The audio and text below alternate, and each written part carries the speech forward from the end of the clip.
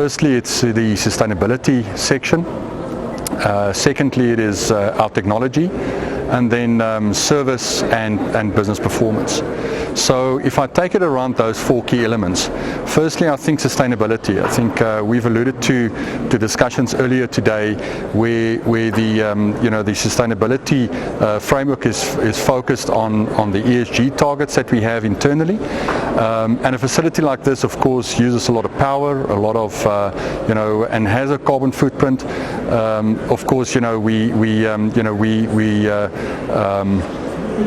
our organization focuses on measuring these targets effectively, and it provides us with an opportunity to improve the carbon footprint that we have by making capex investments to make the facility more sustainable from an energy usage perspective, and so on.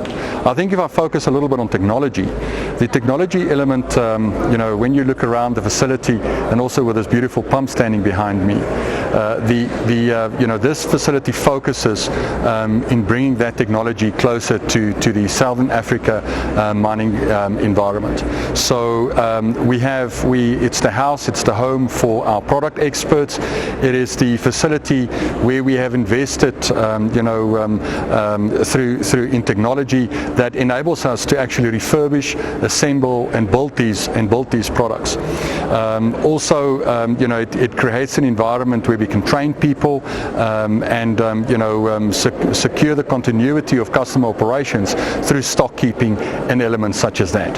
So it is a facility that is specifically focused on pump cyclones and valves.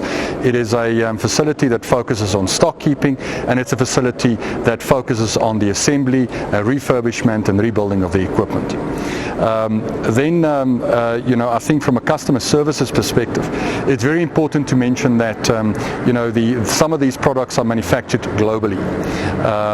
We have in excess of 250 million rands worth of stock that we keep at this facility, and that reduces the delivery times that we have to customer sites. It introduces our ability to service our customers quicker, to deal with breakdowns and activities such as that. And then I think from a performance perspective, I think owning a portion of your supply chain is important, because it gives you the opportunity to make focused investments in with regards to your abilities and your skill set of your people, and I think it drives also the efficiency of the refurbishment and assembly of our products. And I think that touches on the key elements of the value of the Stormill facility, to the larger Core 26 business strategy.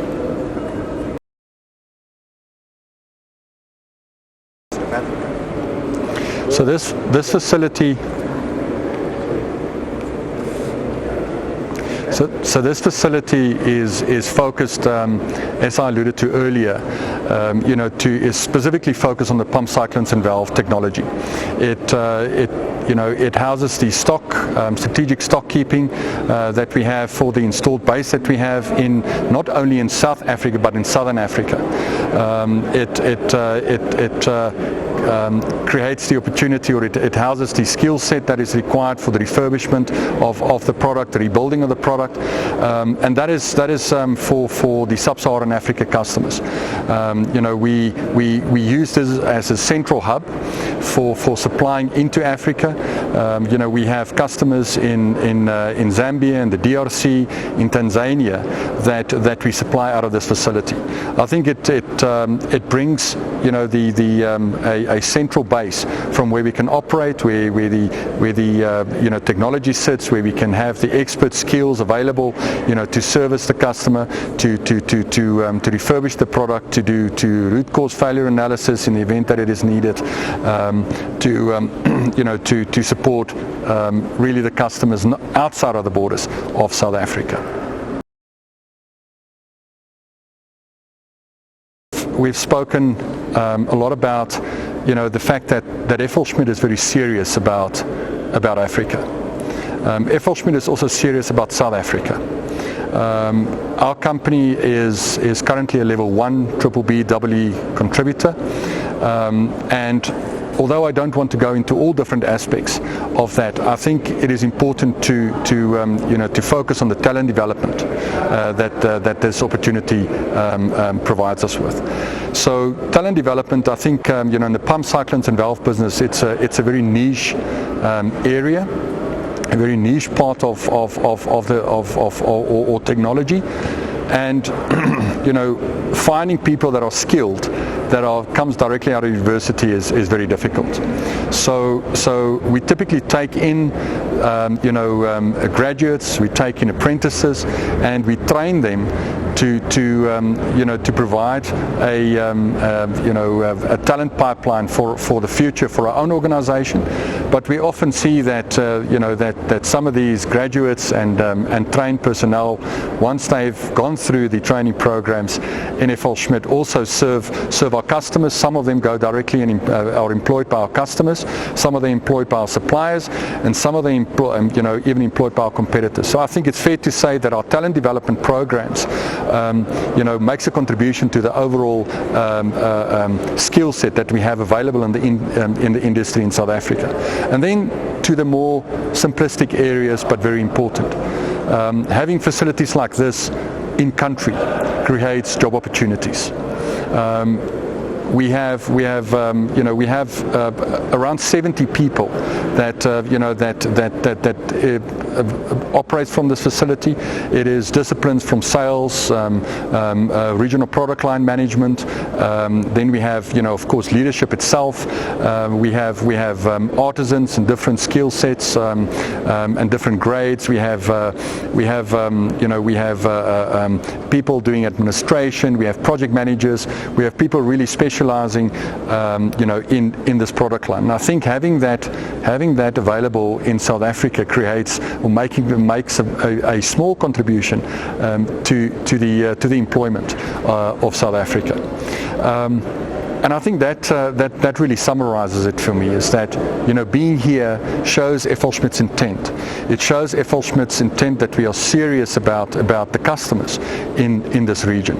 It shows it creates that ability to have in-house skill sets that can support our customers really from the project stage right through to the operation of their plant, of course on the product line.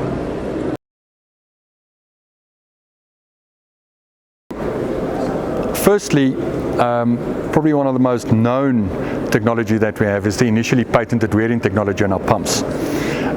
It is a simple system that limits the recirculation of material inside your pump casing, and the effect of that is that it reduces wear on your pump, and we've seen great achievements, in the wear of the wet end components, being reduced from 50 up to 100%. Secondly, with regards to the fact that you can stop recirculation of material, with the wearing, you can actually have bigger gaps between your impeller and your casing.